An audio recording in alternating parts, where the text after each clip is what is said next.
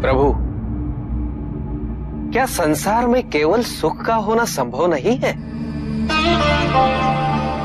प्रत्येक आत्मा का लक्ष्य केवल सुख की प्राप्ति ही तो है।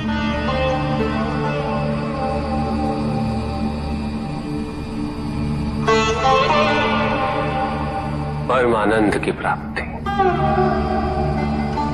किंतु हम सुख नहीं, सुख को प्रदान करने वाली वस्तुओं को एकत्रित करना ही जीवन का उद्देश्य मान लेते हैं। ये समस्त संसार माया है, सब कुछ नश्वर है।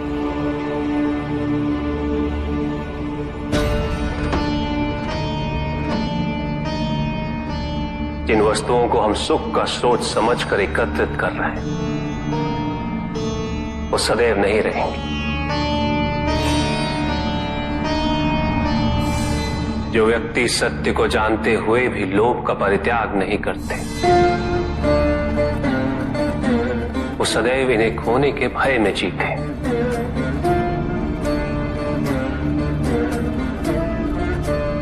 और जो व्यक्ति सत्य को जानते ही नहीं, वो अहंकार में जीते।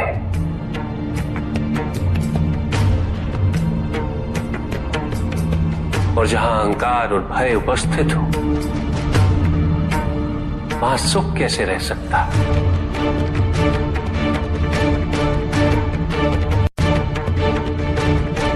किसी को ये दुख है कि उसके पास कुछ भी नहीं, और जिसके पास सब कुछ, उसे ये दुख है कि पाने को कुछ शेष नहीं। सुख को हम स्वयं अपने दृष्टिकोण से परिभाषित कर देते हैं, जबकि वास्तविकता इससे भिन्न है।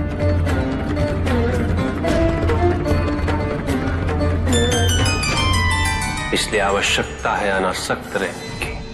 किंतु प्रभु, क्या आसक्ति स्वाभाविक नहीं है? पर दुख का मूल कारण भी तो यही है ऋषि भृगु। आसक्ति हमारे मन की शांति को छीन लेती, उसे भंग कर देती।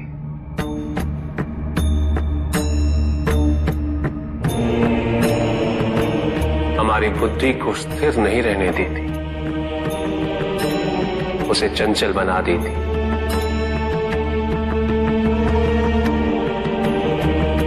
आसक्ति से प्रमाद की उत्पत्ति होती।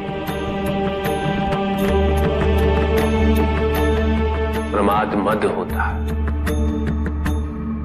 और मद अहंकार का स्रोत है।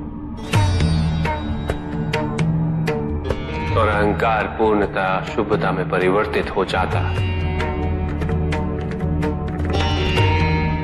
अर्थात आसक्ति अशुभता की जननी।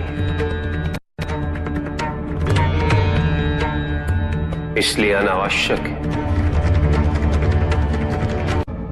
तो प्रभु, आसक्ति को अनासक्ति में कैसे परिवर्तित किया जा सकता है? और हम आसक्ति से कैसे उबर सकते हैं प्रभु? आसक्ति से मुक्त होना ही अनासक्ति है। आसक्तिहीन होने के लिए अपने और पराये का भेद मिटाना अनिवार्य है।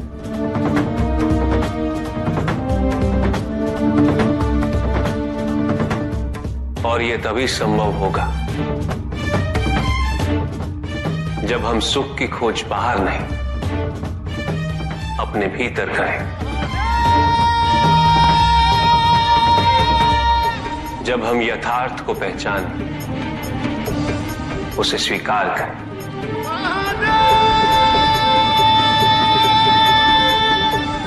हम अपने सुख को सांसारिक तत्वों से परिभाषित नहीं करें। जब तक हम ऐसा करते रहेंगे, हम बंधते जाएंगे। जब हम स्वयं अपने भीतर झांकना आरंभ करेंगे, हमारी मुक्ति का मार्ग स्वतः प्रशस्त होता जाएगा। महादेव, आपने हमें दुख का कारण तो बता दिया, किंतु हम भय के बारे में भी जानना चाहते हैं।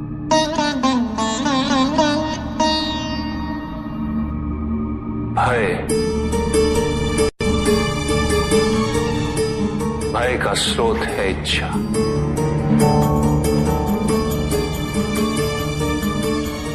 पाने की इच्छा होगी तो उसे खोने का भय भी होगा।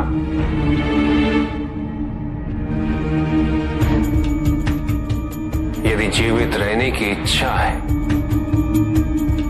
तो मृत्यु का भय भी अवश्य होगा।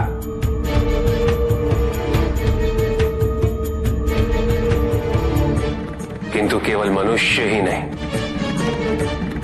देवता, गंधर्व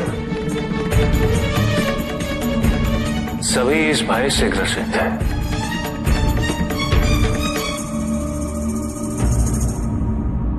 क्योंकि इच्छाओं से मुक्त कोई भी नहीं।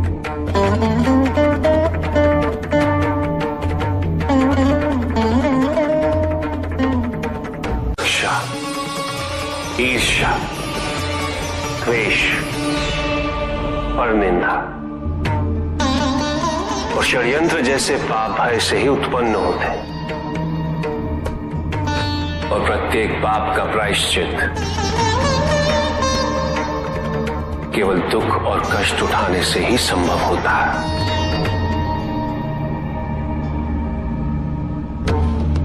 इसलिए भय भी अंत में दुख का कारण बन जाता है।